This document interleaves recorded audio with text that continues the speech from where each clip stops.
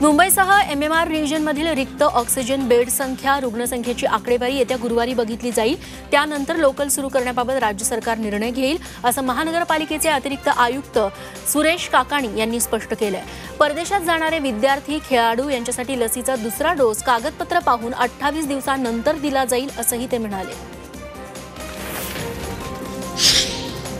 यंदा चिकनगुनियानं नाशिककरांची डोकेदुखी वाढवली आहे। सातपूरच्या श्रमिक नगर भागात 32 तर अंबडमधील दत्तनगरात 5 असे एकूण चिकनगुनियाचे 36 रुग्ण नाशकात आहेत। दरम्यान रक्ताच्या नमुने तपासणीत चिकनगुनियाच्याच अनेक रुग्णांना डेंग्यू झाल्याचं सुद्धा आढळलंय। आतापर्यंत एकूण 65 डेंग्यूचे रुग्ण आढळले। मुंबईतील कोस्टल रोड प्रोजेक्टसाठी महालक्ष्मी इथल्या उड्डाणपुला आड येणाऱ्या मिल कामगारांच्या चाळीवरती हातोडा पडणार आहे। यामुळे 120 वर्षांपासून इथं राहणारी 17 मराठी कुटुंब धास्तावली आहेत। 7 रस्त्यावरील मॉडर्न मिलच्या जमिनीवरती मिल कामगारांच्या एकूण 7 चाळी आहेत। 156 मिल कामगारांची कुटुंब या ठिकाणी राहतात। यापैकी रस्त्यालगतची 1 नंबरची चाळ तोडण्याच्या हालचाली महापालिकेनं सुरू केल्या आहेत। वाहतुकीचे नियम मोडल्यास आता पोलीस दंडवसुलीसाठी थेट तुमच्या घरी येण्याची शक्यता आहे। 2017 पासून आतापर्यंत तब्बल 400 कोटींची वसुली बाकी असल्यानं मुंबई पोलिसांनी हे पाऊल उचललंय। दंडाच्या वसुलीसाठी मुंबई पोलिसांकडून विविध योजना आखण्यात आल्या होत्या, मात्र म्हणावा तितका दंड वसूल झाला नाही। त्यामुळे दंड वसुलीसाठी वाहतूक पोलिसांनी आता 50 पथकं निर्माण केली आहेत। देशात कोरोनाची दुसरी लाट ओसरत असताना महागाईच्या भडक्याचं मोठं आव्हान अर्थव्यवस्थेपुढे उभं राहिलंय। मे महिन्यातील घाऊक तसंच किरकोळ असे दोन्ही प्रमुख निर्देशांक विक्रमी टप्प्यावरती पोहोचले। गेल्या महिन्यातील घाऊक किंमत निर्देशांकावरती आधारित महागाई दर हा 12.94% झेपावलाय। निर्देशांक अस्तित्वात आल्यापासूनचा तो सर्वाधिक दर ठरलाय। मराठा आरक्षणाच्या मुद्द्यावरून मूक आंदोलनाला उद्यापासून कोल्हापुरातून सुरुवात होतीये। खासदार छत्रपती संभाजीराजेंनी या आंदोलनाची हाक दिली आहे। त्यानिमित्त संभाजीराजेंनी समाजाला शांततेत आंदोलन करण्याचं आवाहन केलंय। यासोबतच कोरोना प्रतिबंधांच्या सर्व नियमांचं पालन करून हे आंदोलन करण्यात यावं असंही त्यांनी समाजाला सांगितलंय। कोल्हापुरात शाहू समाधी स्थळावरून ते संवाद साधत होते।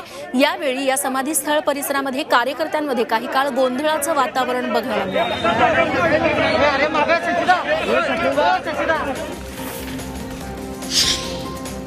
संभाजीराजेंच्या उद्याच्या आंदोलनाला सरकारचा पाठिंबा आहे असं उपमुख्यमंत्री अजित पवार यांनी स्पष्ट केलंय। उद्या कोल्हापूरला आंदोलनस्थळी पालकमंत्री, मंत्री, आमदार सगळे उपस्थित राहतील।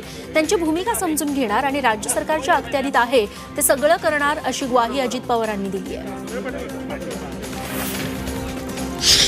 मराठा समाजानंतर आता धनगर समाज आरक्षणासाठी आक्रमक झालाय। आषाढी एकादशीची शासकीय महापूजा मुख्यमंत्र्यांनी करण्यास विरोध करण्याचा इशारा धनगर आरक्षण कृती समितीनं दिला। धनगर आरक्षण कृती समितीची पंढरपुरातील अहिल्यादेवी यांनी बांधलेल्या होळकर वाड्यात बैठक झाली। या बैठकीत मुख्यमंत्र्यांना विरोध करण्याचा इशारा देण्यात आला।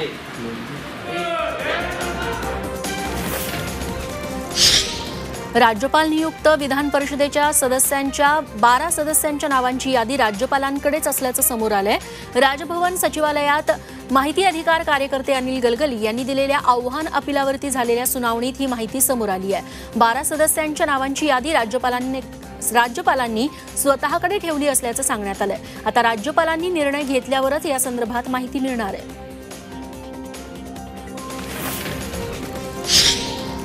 नागपूर जिल्ह्यातील महाविकास आघाडी आणि भाजपतलं राजकारण जोरदार तापलंय।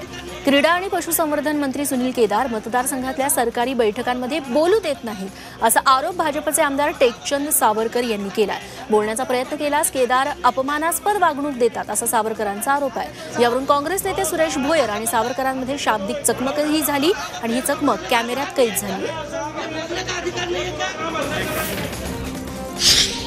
इगतपुरी शहरातल्या महिंद्रा अँड महिंद्रा प्लांटमध्ये काम करणारे 300 कामगार संपावर गेले।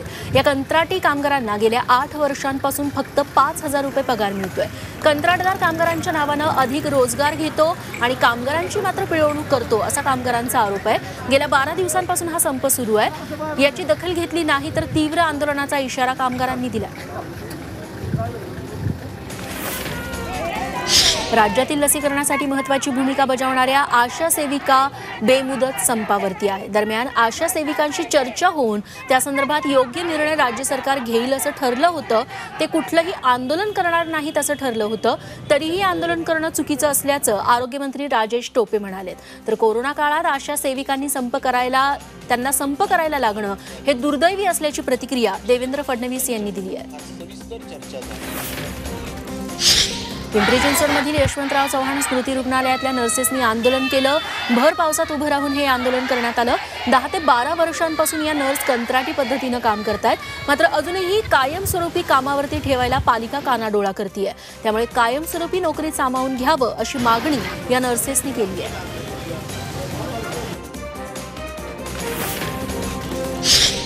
कोरोना काळ आणि रिक्त पदं यामुळे सरकारी कर्मचाऱ्यांवरती कामाचा मोठा ताण पडतोय. त्यामुळे सरळ सेवेनं रिक्त पदं ताबडतोब भरावीत अशी मागणी कर्मचारी संघटनेनं केली आहे. कंत्राटी पद्धतीनं ही पदं भरण्यास कर्मचारी संघटनेनं विरोध केला आहे.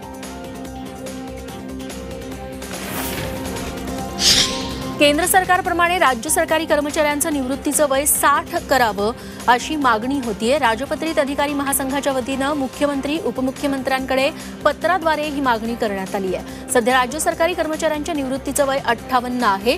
सेवानिवृत्तीचा कालावधी वाढवला तर सरकारला अनुभवी अधिकारी कर्मचाऱ्यांची सेवा जास्त वेळ मिळेल असं या पत्रात म्हटलं गेलंय.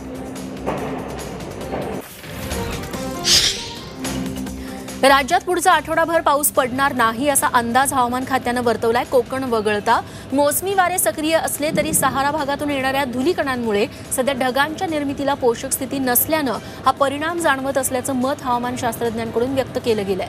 राज्याच्या अनेक भागात पुढील आठवडाभर अशीच स्थिती राहणार असल्याचा अंदाजही व्यक्त करण्यात येतोय. राज्यात अजूनही सर्वत्र मोसमी पावसाचं आगमन पुरेसं झालेलं नाही. त्यामुळे शेतकऱ्यांनी पेरणीसाठी घाई करू नये असं आवाहन कृषी मंत्री दादा भुसे यांनी केलंय. अनेक भागात पूर्वमोसमी आणि मोसमी पाऊस झाल्यानं बहुतांश शेतकऱ्यांनी पेरण्या पूर्ण केल्यात. मात्र आता या शेतकऱ्यांवरती जर वेळेत पुन्हा पाऊस आला नाही, सतत पडला नाही तर दुबार पेरणीचं संकट ओढवण्याची शक्यता आहे.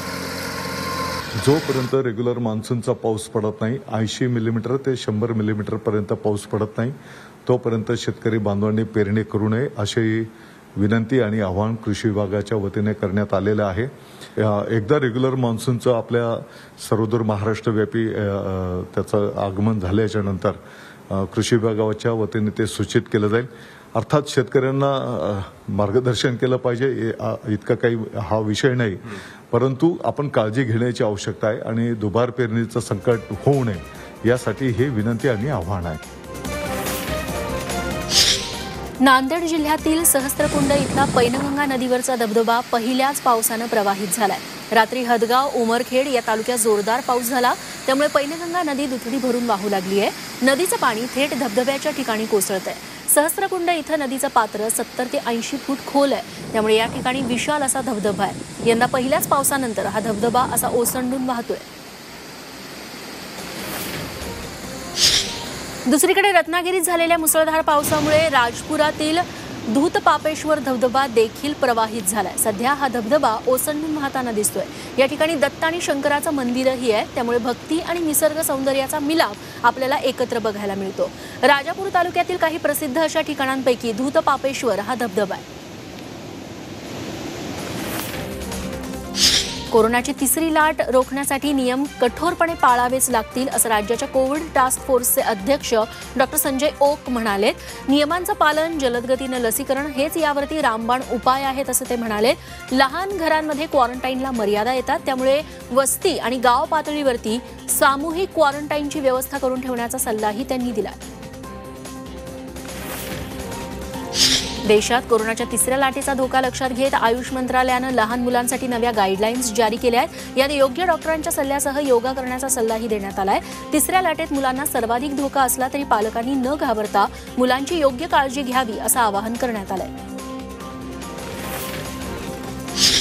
कोरोनाचा डेल्टा व्हेरियंट आता जगभरात पाय पसरतोय.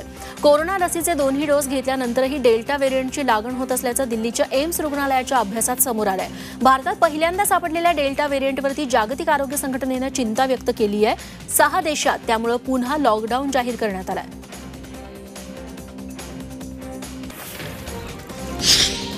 पर्यटन मंत्री आदित्य ठाकरे यांच्या वाढदिवसानिमित्त विलेपार्ले इथल्या रहिवाशांना मोफत लसीकरण करण्यात येत आहे। या उपक्रमाचा शुभारंभ पर्यटन मंत्री आदित्य ठाकरे यांच्या हस्तेच करण्यात आला। यावेळी परिवहन मंत्री अनिल परबही उपस्थित होते।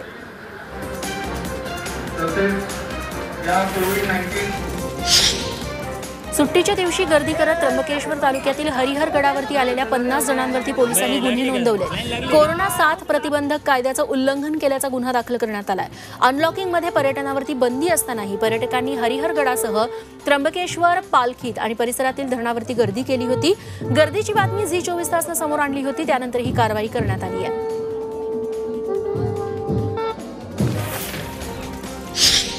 मनसे अध्यक्ष राज ठाकरे यांचा काल वाढदिवस होता। त्यानिमित्त नाशकात मनसे कार्यकर्त्यांनी कोरोनाचे नियम धाब्यावर बसवत हा वाढदिवस साजरा केला। पोलिसांनी परवानगी दिली नसताना त्यांनी वाढदिवसाला गर्दी जमवली। विनामास्क, सोशल डिस्टन्सिंगचं पालन न करता वाढदिवस साजरा करण्यात आला। मनसे कार्यकर्त्यांनी गर्दी जमवून छत्री वाटप कार्यक्रमही केला होता। या प्रकरणी मनसे कार्यकर्त्यांवरती गुन्हा दाखल करण्यात आलेला आहे। तिकडे मुंबईत विनामास्क फिरणाऱ्यांवरती मोठ्या प्रमाणात कारवाई केली जातीये। आतापर्यंत विनामास्क कारवाईमध्ये 57,53,23,600 रुपये इतका दंड वसूल करण्यात आला। कारवाईसाठी पालिकेनं खास मार्शलची नेमणूक केली आहे। ठाण्यात कोरम मॉल इथल्या एका नाल्यात पडून बाईकस्वार युवकाचा मृत्यू झालाय। घटनेची माहिती मिळताच स्थानिक पोलिसांनी घटनास्थळी जाऊन युवकाचं शव बाहेर काढलं। ठाण्यात पावसाळ्याच्या तोंडावरती नाल्यांचं काम मोठ्या प्रमाणात सुरू आहे। त्यासाठी जागोजागी मोठमोठे खड्डे खणून ठेवण्यात आलेत। या खड्ड्यांचा अंदाज येत नसल्यानं इथं असे अपघात घडतात। नांदेड शहरात भरदिवसा गोळीबार करून एकाला लुटण्यात आलं। ग्रामीण मायक्रो फायनान्सचे कर्मचारी रोहित उगले हे आपल्या दुचाकीवरून जात होते। त्यावेळी मदिना नगर इथं दुचाकीवरून आलेल्या दोघांनी त्यांना अडवून बंदुकीचा धाक दाखवून त्यांची बॅग पळवली। उगले यांच्या बॅगेमध्ये बचत गटाचे 57,000 रुपये होते। जाताना दहशत निर्माण करण्यासाठी आरोपींनी हवेत गोळीबारही केला।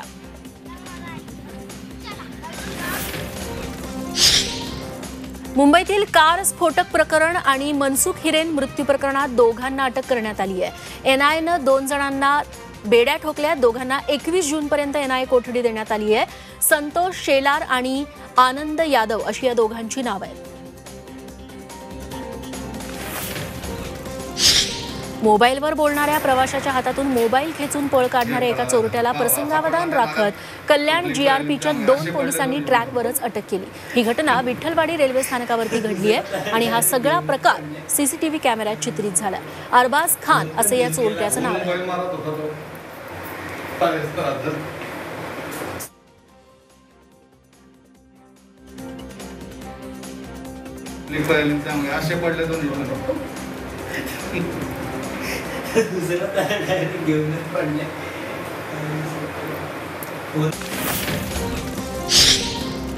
अभिनेते अमिताभ बच्चन यांनी सोशल मीडियावरती आपला एक नवा फोटो शेअर केलाय। ड्रायव्हिंग टू वर्क असं कॅप्शन देत अनलॉक नंतर शूटिंगचा पहिला दिवस असल्यानं अमिताभ बच्चन घराबाहेर पडले। दुसऱ्या लॉकडाऊन नंतर शूटिंग बंद करण्यात आलं होतं, त्यामुळे आता पुन्हा एकदा कामाला सुरुवात केल्याचं अमिताभ यांनी या पोस्टमध्ये सांगितलंय।